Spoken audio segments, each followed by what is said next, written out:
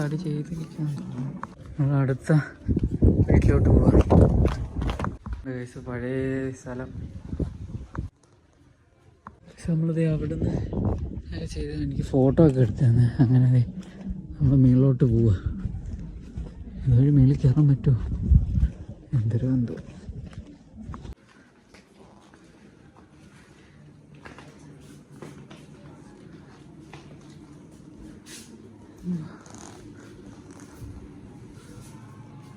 തൊട്ടിലല്ലേ പഴയ കാലത്ത്. ഇവിടെ കണ്ടാൽ അതേ അടുപ്പ്, തൊട്ടിലിത് പഴയ അടുക്കള.